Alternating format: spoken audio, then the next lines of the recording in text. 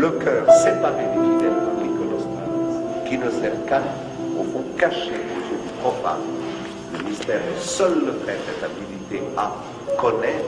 Jacques-Édouard avait le projet, avec Madame Rose-Marie Lipuner, qui était directrice des arts décoratifs à Lausanne, donc de faire l'exposition de sa collection. Et ils avaient déjà avancé ce projet. Et quand en novembre 1993, Jacques-Édouard nous a quittés, Madame Lipuner a décidé de faire tout de même cette exposition et est venue nous trouver. Et c'est comme ça qu'elle a fait une exposition absolument magnifique. Et c'est à partir de là que la fondation a été créée, Fondation Jacques-Édouard Berger. Le but de la Fondation Jacques-Édouard Berger est de conserver, mettre en valeur et de faire connaître les collections de Jacques-Édouard ainsi que son œuvre au public. Elle est dotée d'une part de toutes les collections égyptiennes et de Chine essentiellement, qui comprend à peu près 1000 objets. Elle est également dotée d'une bibliothèque de près de 1000 ouvrages qui se trouvent au MUDAC à la disposition du public. En dernier lieu, la Fondation possède à peu près 100 000 diapositives que Jacques-Édouard avait fait au cours de ses voyages, qui sont actuellement entièrement digitalisées et mises sur Internet pour l'essentiel. La collection Jacques-Édouard Berger se trouve actuellement au MUDAC grâce à un contrat de prêt que nous avons passé entre la Fondation et la commune de Lausanne pour une durée de 25 ans qui est bien entendu renouvelable d'entente entre les parties. Afin de mieux faire connaître les collections de Jacques-Édouard Berger, la Fondation, avec la collaboration du musée du MUDAC, organise des visites guidées. Malheureusement, j'ai pas eu la chance de connaître Jacques-Édouard Berger, mais j'ai entendu vraiment énormément de choses sur lui. D'ailleurs, dans mon introduction que je fais au cours de la visite que je présente sur les pièces égyptiennes de sa collection, je dis quelques mots sur lui. D'après ce qu'on m'a dit, d'après ce que j'ai entendu. Et ce que je sais, c'est que c'était vraiment un homme qui était passionné par les différentes cultures, les différentes civilisations.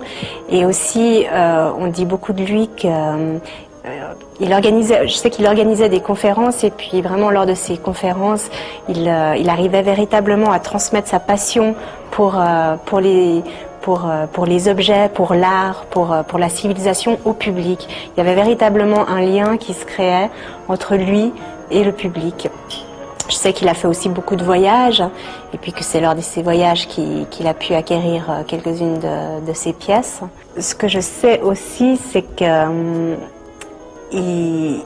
achetait ses pièces parce qu'il en tombait amoureux, et puis qu'il s'en entourait. C'était vraiment quelqu'un qui aimait être entouré de ces objets d'art, et que c'était pas du tout pour en faire un profit personnel ou pour les revendre ou quoi que ce soit. Les collections de Jacques-Édouard Berger qu'on peut voir actuellement présentées au MUDAC sont probablement ce qu'il reste de plus tangible, de plus concret de sa passion pour l'art. Il les a constituées tout au long de sa vie, à la faveur des rencontres qu'il a pu faire avec les différentes civilisations qui l'ont passionné, en trouvant des objets, parfois chez les antiquaires, dans les foires, dans les brocantes, au marché aux puces, que sais-je, mais d'une façon bien spécifique. En fait, il ne s'est jamais intéressé à la valeur matérielle, à la valeur marchande des choses. Il choisissait ses objets certainement pour des raisons esthétiques, en fonction de ses grandes connaissances, aussi sur l'histoire des objets, sur ce qu'ils pouvaient dire des civilisations auxquelles ils appartenaient, mais avec une sorte de relation très profonde à l'objet qui lui permettait, parmi d'innombrables possibilités, de n'en choisir qu'un et de ne vouloir que celui-ci. C'est l'Égypte, la première passion. Et c'est au travers de l'Égypte que nous nous sommes rencontrés. Nous avions à peine 20 ans l'un et l'autre, et c'était le premier voyage archéologique que Jacques-Édouard guidait. Son père avait fondé, juste après la fin de la guerre, dans les années 1947-48, une association culturelle qui s'appelait Pour l'Art. Au nombre des diverses activités figurait l'organisation de voyages culturels. Ce qui m'a frappé d'emblée par rapport à sa manière, je dirais, de communiquer la civilisation qu'il avait à transmettre, c'était à la fois, non pas seulement son don de communication, je crois que beaucoup de personnes peuvent en témoigner, mais c'était comme si, au-delà de sa connaissance, et de nouveau, je dirais, au-delà d'une réflexion intellectuelle et d'une satisfaction esthétique, il parlait des sites, des monuments, des civilisations, comme, d'une certaine manière, comme s'il les avait connus. C'est-à-dire qu'il y avait une conscience de l'intérieur, non pas seulement de l'histoire des choses ou de l'histoire de l'esthétique des choses, mais une conscience de l'intérieur, des raisons profondes pour lesquelles ces choses avaient été créées. Et une clarté dans le discours infini, une passion qu'il savait communiquer, qui faisait que les gens qui ont suivi ensuite en Inde, en Chine, en Extrême-Orient, civilisation qu'on connaît très mal, beaucoup moins que la civilisation méditerranéenne, se trouvaient très à l'aise et avaient l'impression vraiment d'aller à la découverte du pays qu'ils avaient choisi. Je dirais que Jacques-Édouard était un découvreur, parce que sa passion venait du fait qu'il vivait ce qu'il expliquait, et donc en fait ce qu'il était en train d'essayer de transmettre, c'était ses vibrations profondes face à ses découvertes, et puis aussi c'était un passeur, c'est quelqu'un qui vous entraînait, qui vous prenait par la main, et qui vous entraînait dans la même jubilation. J'ai apprécié tout de suite la manière qu'avait Jacques-Édouard d'aborder les sites. En lieu et place de nous précipiter vers le point essentiel, celui que tout le monde veut voir, celui qui est d'intérêt primaire, en lieu et place de cela, Jacques nous fait tenir à l'écart, il prépare la visite, nous fait visiter les autours et alentours, et pour finir, quand nous sommes vraiment prêts, que nous avons déjà vu le site, que nous avons compris ce qui était en jeu, à ce moment-là seulement, il nous mène au point essentiel. Ça, une pierre comme ça, une pierre comme ça, une pierre comme ça. Ça tient comme ça peu, pas si mal.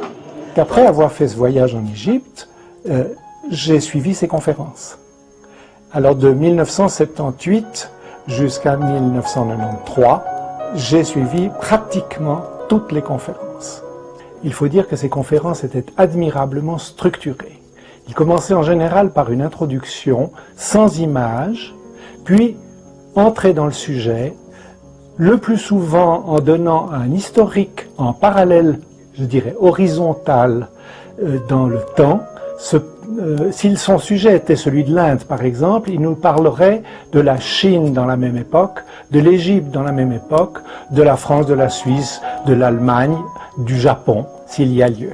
Puis entrer dans son sujet par des voies d'introduction, à même titre qu'il n'arrivait jamais directement dans un site à l'essentiel. Là aussi, dans la conférence, il préparait son auditoire. Nous avons notre magasin de photos dans le quartier des Alpes depuis 20 ans. Dans ce quartier où habitait aussi Jacques-Édouard Berger, qui venait au début comme client, mais très rapidement on s'est liés d'amitié. On a travaillé pour lui, il lui faisait énormément de diapositives pendant ses voyages qu'on a développés. Et puis chaque fois quand il venait chercher ses diapositives au magasin, donc c'était une montagne de diapositives, c'était l'occasion de se voir, de boire un café. Après son départ, on avait envie d'abord de photographier son appartement où se trouvait sa collection et où c'était magnifiquement exposé. Donc on avait vraiment envie de photographier tout ça avant que ça partait.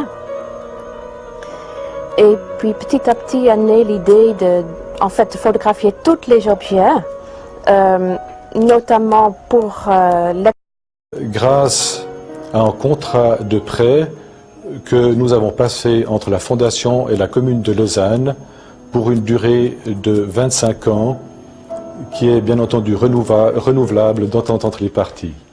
Afin de mieux faire connaître les collections de Jacques-Edouard Berger, la Fondation, avec la collaboration du musée du MUDAC, organise des visites guidées. Malheureusement, j'ai pas eu la chance de connaître Jacques-Edouard Berger, mais j'ai entendu vraiment énormément de choses sur lui.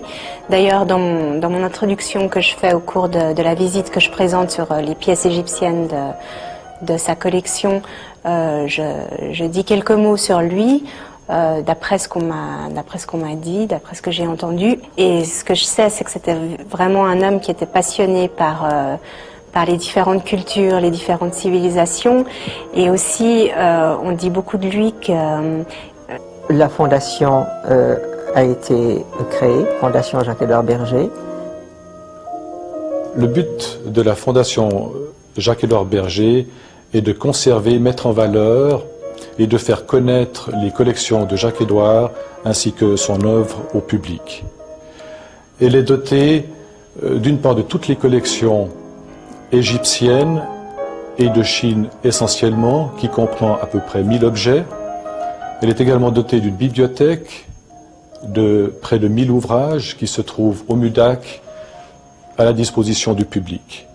En dernier lieu, la Fondation possède à peu près 100 000 diapositives que Jacques-Edouard avait fait au cours de ses voyages, qui sont actuellement entièrement digitalisées et mises sur Internet pour l'essentiel.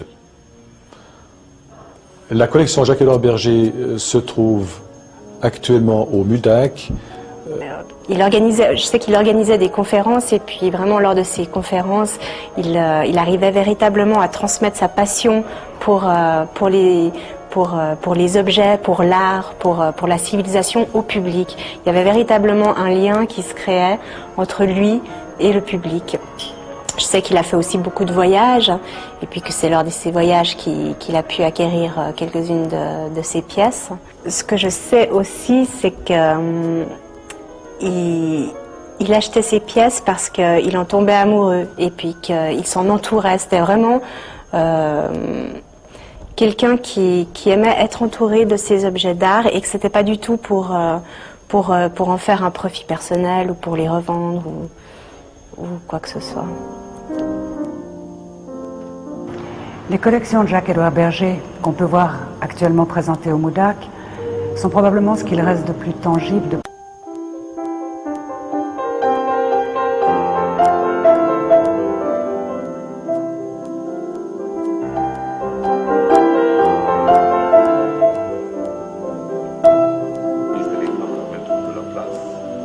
Le cœur séparé des fidèles par l'iconostase, qui ne sert qu'à, au fond caché aux yeux du profane, le mystère est seul le prêtre est habilité à connaître. Jacques-Edouard avait le projet, avec Madame Rose-Marie Lipuner, qui était directrice des arts décoratifs à Lausanne, donc de faire l'exposition de sa collection.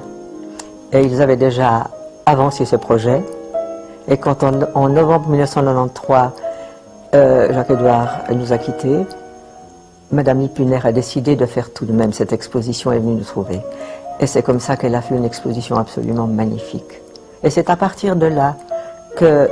Plus concret de sa passion pour l'art. Il les a constitués tout au long de sa vie, à la faveur des rencontres qu'il a pu faire avec les différentes civilisations qui l'ont passionné, en trouvant des objets, parfois chez les antiquaires, dans les foires, dans les brocantes, au marché aux puces, que sais-je, mais d'une façon bien spécifique. En fait, il ne s'est jamais intéressé à la valeur matérielle, à la valeur marchande des choses.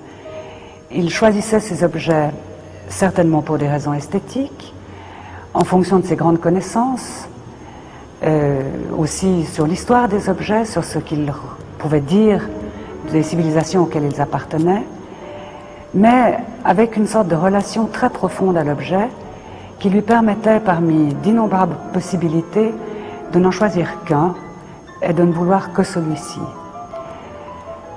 C'est l'Égypte.